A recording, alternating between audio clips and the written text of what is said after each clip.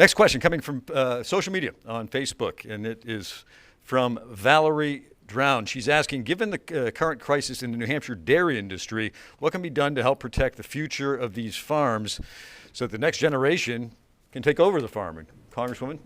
Well, thank you very much for that question, Valerie, and it's very pertinent.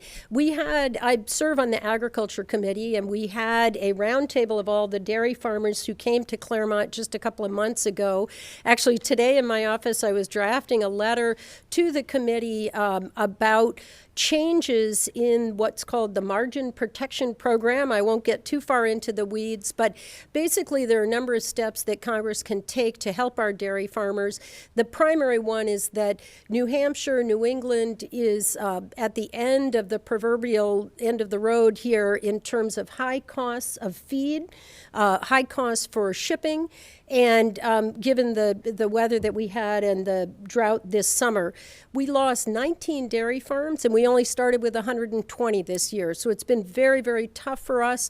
I'm working with the farmers. I'm working with both sides of the aisle on this issue, and it's one that I think we can resolve. The good news is in the very short term, I think the state is going to give them some relief on a special program they have, and then we'll get this fixed for the long term. What about you, Mr. Lawrence? The farmers are closing the doors at an accelerated rate. What can be done to revive the industry? Well, this is a very critical area. It's actually something that's near and dear to my heart. Something that most people don't know is one of my first jobs as a teenager was working in Marlborough, New Hampshire, helping with livestock, and there was a dairy farmer out there by the name of Mr. Kenny that I have very fond memories of helping him out on his dairy farm. And unfortunately, he's had to convert his dairy farm to now a maple farm. He makes maple syrup because he couldn't keep up.